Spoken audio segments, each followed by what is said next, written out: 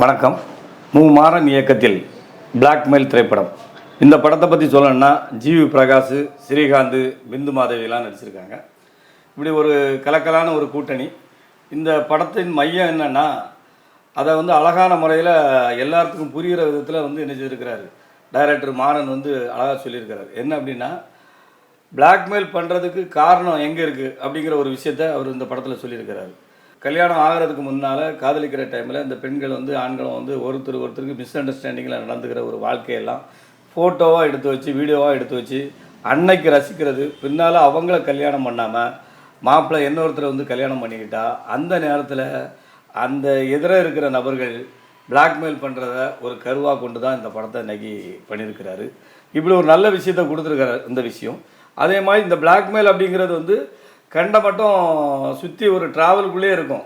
எப்படி இருக்கலாம்னா, hero GV Prakash ஒரு medical ஏஜென்சியில் வேலை பார்ப்பார். அந்த ஏஜென்சி ஓனர் என்ன பண்ணுவார்னா, செகண்ட் லைன் பிஸ்னஸாக பண்ணிகிட்டு இருப்பார். இவருக்கு தெரியாமலே அவர் ஒரு பொருளை கொடுத்து விடுவார். இவர் அந்த பொருளை ஒரு இடத்துல மிஸ் பண்ணிடுவார். ஒருத்தர் அடிச்சுட்டு போயிடுவான். அடிச்சுட்டு போனவுடனே இவரோட ஜிவி பிரகாஷோட ஜோடியை எடுத்து கடத்தி வச்சுக்கிட்டு அவர் என்ன சொல்லுவார், நீங்கள் எனக்கு அந்த பொருளை கொண்டு வந்துட்டு உன் ஜோடியை கடத்தி எடுத்துகிட்டு போ அப்படிம்பார். அவர் அப்படி சொல்லி ஒரு பிளாக்மெயில் அவர் பண்ணிகிட்டு இருப்பார். ஸ்ரீகாந்தோட குழந்தைய ஸ்ரீகாந்த் ஒய்ஃபோட முன்னாள் காதலன் கடத்தணும்னு பிளான் பண்ணி ஜிவி பிரகாஷையை அனுப்பி விடுவார். அங்கே ஒரு கடத்தல் இருக்கும். இப்படி ஒரு ட்விஸ்டிங்காக இருக்கும். என்ன நடக்க போகுதுன்னே தெரியாமல் இன்டர்வல் பிளாக் வர ஒரு விறுவிறுப்பான ஒரு ட்விஸ்டிங்காக அந்த கதை போயிட்டுருக்கோம். நல்லா நடந்துகிட்டு இருக்கும்.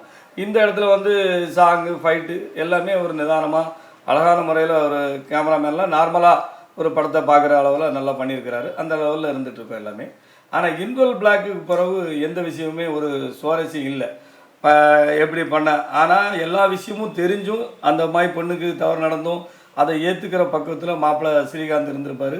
ஆனால் அதை தெரிஞ்சுமே அவர் என்ன செய்திருப்பார், அதை விட்டு கொடுக்குற தன்மையாக இருப்பார். இப்படி சில விஷயங்களுக்கெல்லாம் இன்றைக்குள்ள காலகட்டத்தில் எப்படிலாம் நடக்கணும் அப்படிங்கிற ஒரு விஷயத்தை வச்சு இந்த படத்தை ஃபைனலில் முடிச்சிருப்பார்.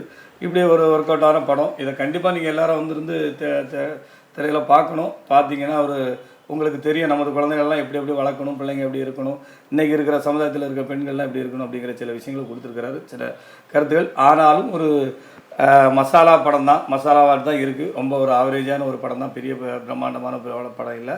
கண்டிப்பாக நீங்களும் பாருங்கள். நாங்கள் பார்த்துருக்கோம். இது எங்களோட ஓன் ரிசல்ட்டு. நாங்கள் பார்த்ததை சொல்லியிருக்கிறோம். கண்டிப்பாக நீங்கள் என்ஜாய் பண்ணுவீங்கன்னு நினைக்கிறேன். வணக்கம்.